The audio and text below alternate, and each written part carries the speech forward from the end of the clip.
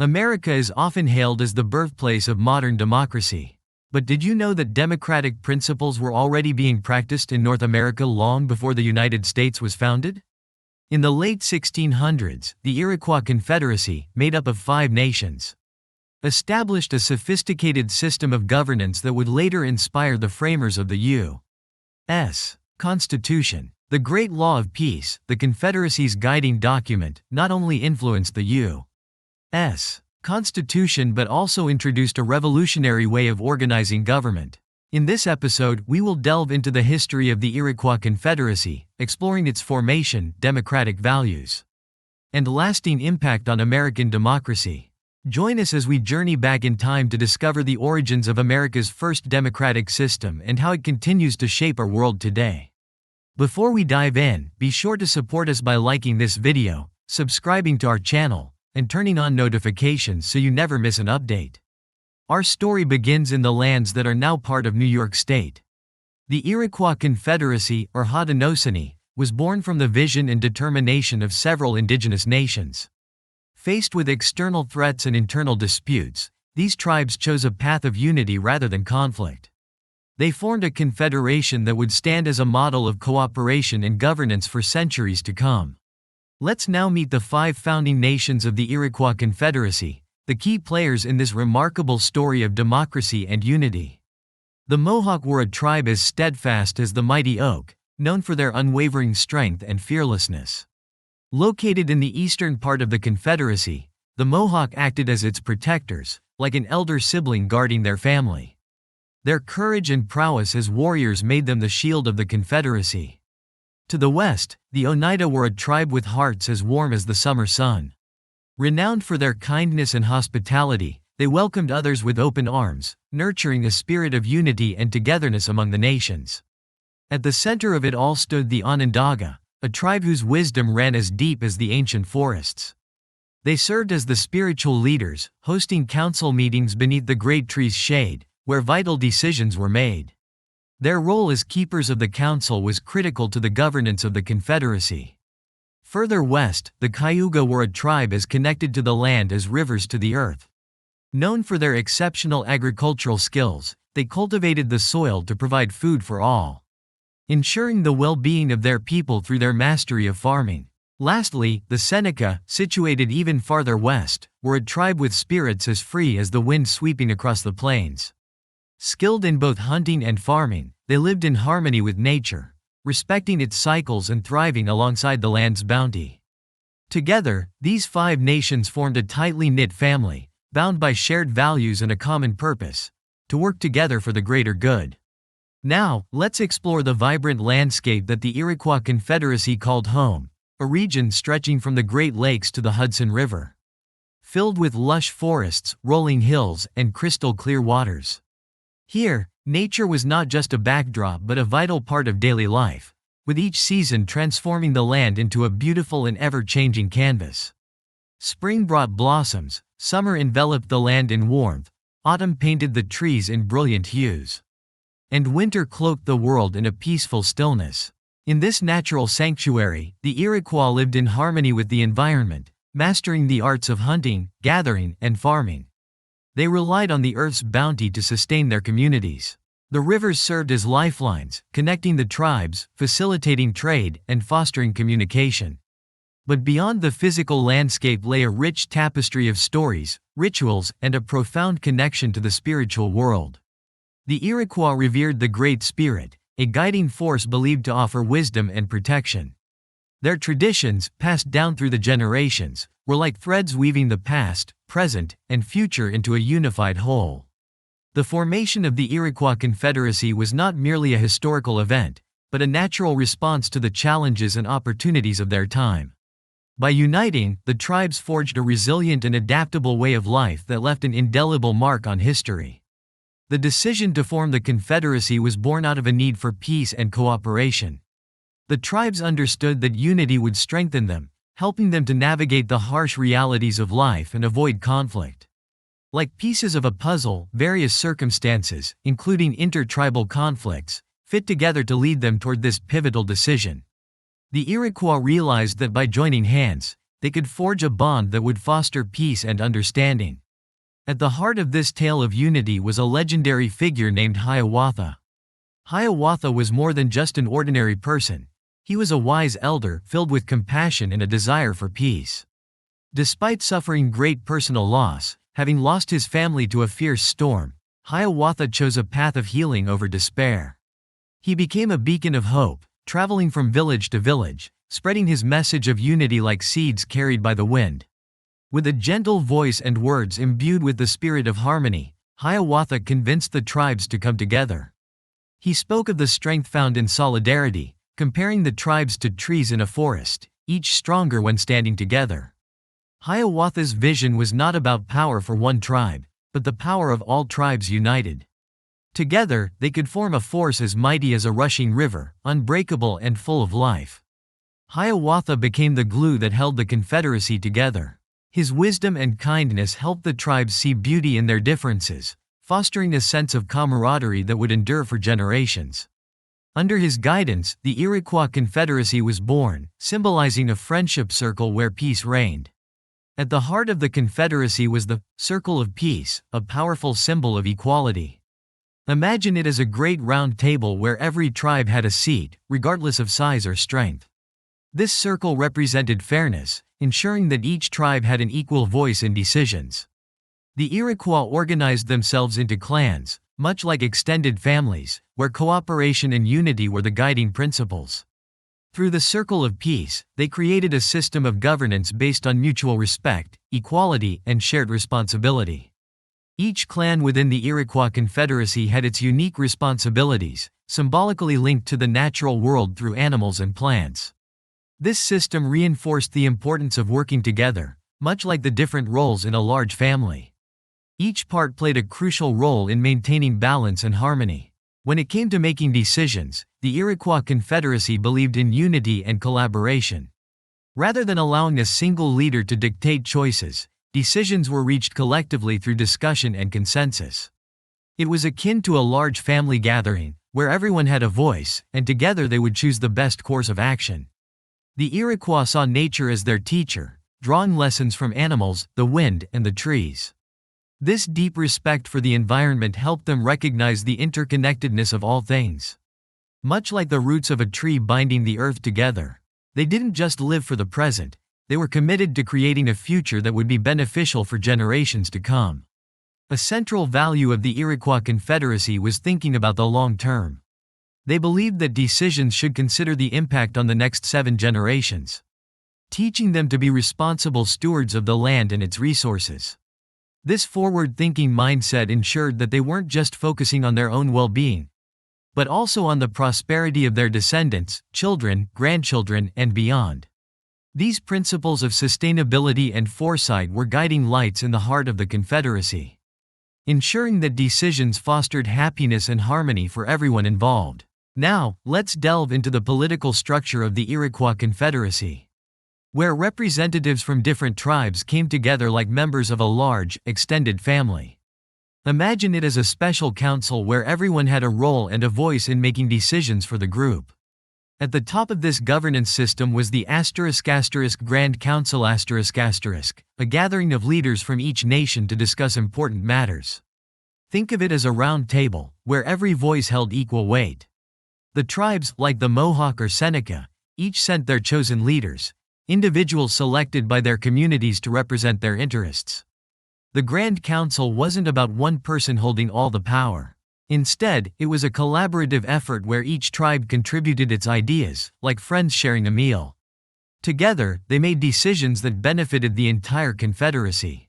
Picture it as planning a large picnic, where everyone gets a say in what food to bring, ensuring that all preferences and needs are considered. But what made the system even more intricate were the clans within each tribe. These clans, like extended families, were the backbone of tribal organization, each playing a role in maintaining the unity and governance of the nation.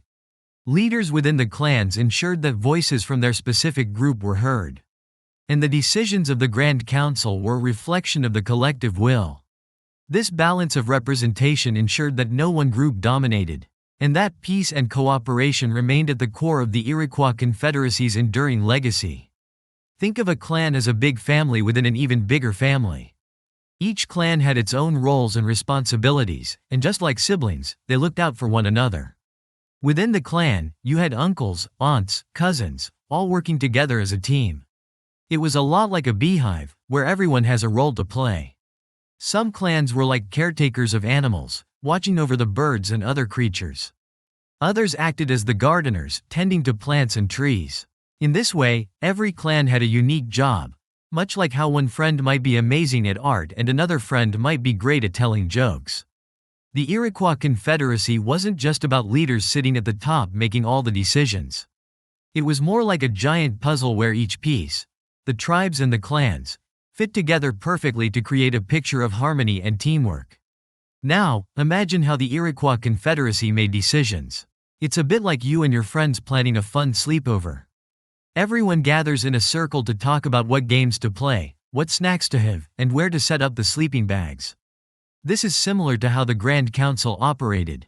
They sat in a circle, talking and listening to each other carefully. When it was time to make a decision, they didn't rush like a squirrel darting around. They took their time, just like friends deciding what movie to watch. Each leader shared their thoughts, and everyone listened, nodding and thinking together. It was a big conversation where everyone's ideas mattered, and nothing was decided until they all felt good about it. Here's a special word they used: consensus. This means we all agree on this idea. Instead of one person saying, "My idea is the best," they aimed to ensure everyone felt content with the decision. It's like when you and your friends choose a game that everyone enjoys at a sleepover. The Iroquois talked and discussed ideas until everyone was satisfied. If someone didn't like the plan, they didn't shut them out like closing a door. They listened carefully, working together to find a solution that made everyone happy. It's like when you and your friends decide on a game everyone loves so no one feels left out. Now let's dive deeper into the magic of consensus and unanimity, two big words with simple meanings. Think of it like choosing your favorite ice cream flavor. When your friends decide on a pizza topping, some might like pepperoni while others prefer veggies. Consensus is when everyone agrees on a choice that makes everyone happy, like saying, "Let's go with half pepperoni and half veggies." So everyone gets something they enjoy. The Iroquois leaders used consensus to find solutions that everyone could cheer for. If there was a big decision, like where to hold a special gathering, they made sure everyone was on board. It's like asking your friends, "What's a place we'd all be excited to go to?" In the Iroquois Confederacy, they wanted everyone to feel good about their decisions. It wasn't about some people saying, "I like this," and others saying, "I don't like that." No, it was about finding solutions that made everyone say, "Yes, this feels right for all of us." When they reached unanimity, meaning everyone agreed, it was like doing a victory dance. They had found an idea everyone loved, and that's what made their decisions strong and lasting. Now that we've explored the inner workings of the Iroquois Confederacy, we can see how their decision-making process was like a dance of democracy where everyone had a part to play. The Iroquois didn't have one all-powerful chief making every choice. Instead, their system was based on collaboration and mutual respect, where every voice mattered. And decisions were made with the whole community in mind. This way, they created a lasting legacy of harmony and cooperation that has endured through history. Instead of concentrating power in one person, the Iroquois Confederacy created a special council known as the *** Grand Council ***. Imagine this as a gathering of wise friends, with each friend representing one of the 5 tribes: Mohawk, Oneida, Onondaga, Cayuga, and Seneca. This is where the magic of democracy unfolded. Decision-making in the Grand Council. The Grand Council wasn't about shouting the loudest or being the strongest. It was all about talking and listening, much like friends sitting around a fire sharing stories. Every tribe had an equal voice, and decisions were made together. This process was called consensus, meaning that everyone had to agree before any decision was made. There were no winners or losers, just cooperation and understanding. Balance of power. The Iroquois Confederacy cherished something truly special: ***balance***. They believed that when power is balanced, much like a seesaw in a playground, everyone can stay united as friends.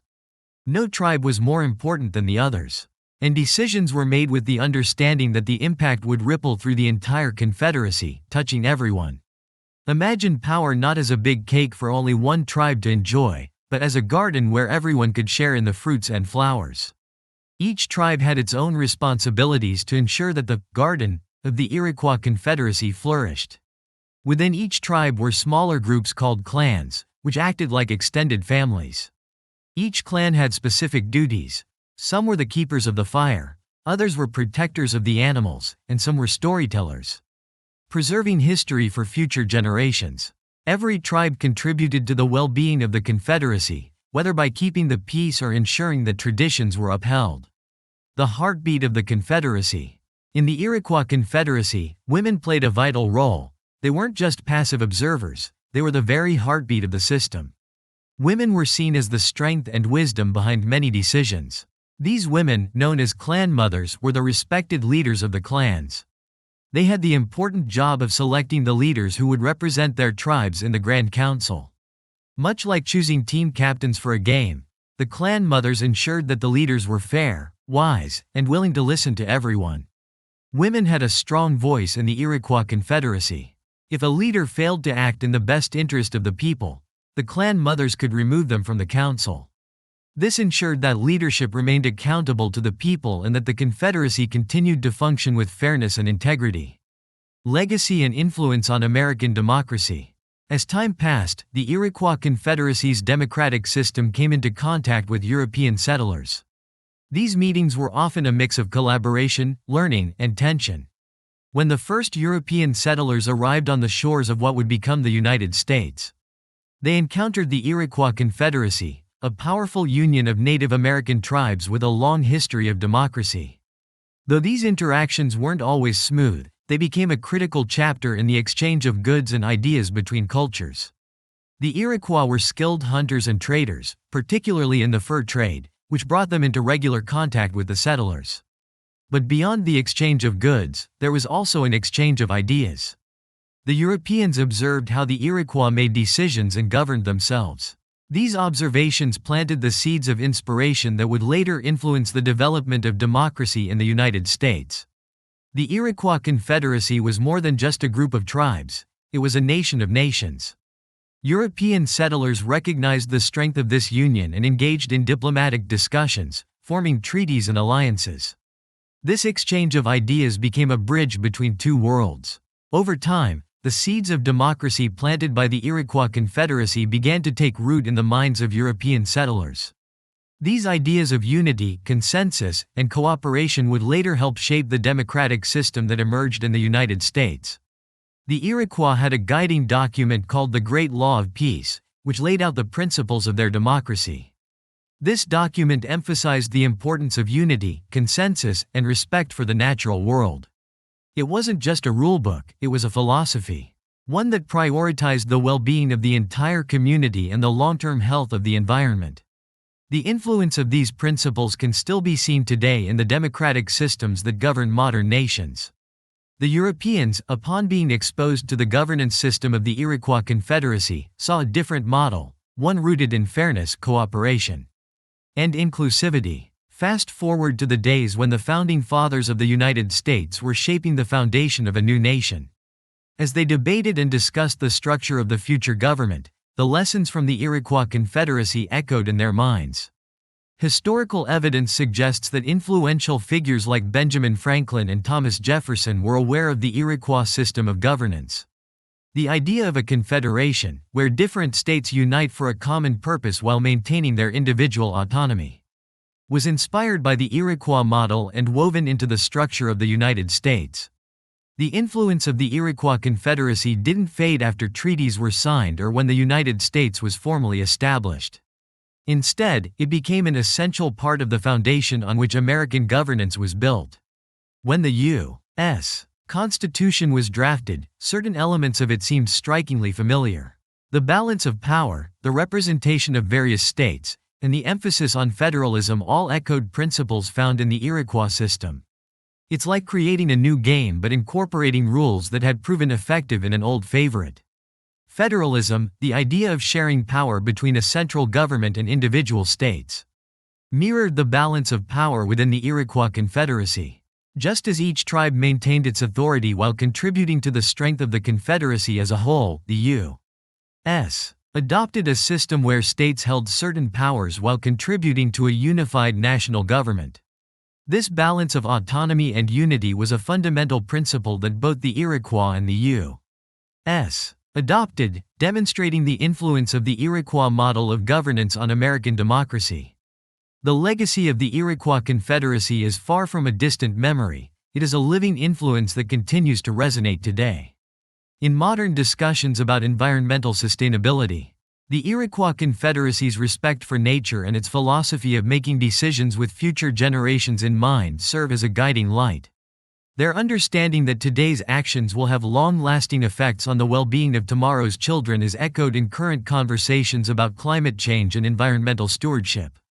In discussions about improving democracy, the Iroquois Confederacy also serves as a reminder of the importance of inclusivity. Their system of consensus building, where decisions were made through collective agreement, and the representation of all voices within the Confederacy encouraged contemporary thinkers to explore new ways of ensuring that everyone is heard in the democratic process. In conclusion, the Iroquois Confederacy was a remarkable experiment in self-governance, proving that a functional democratic society could exist without the need for a centralized government.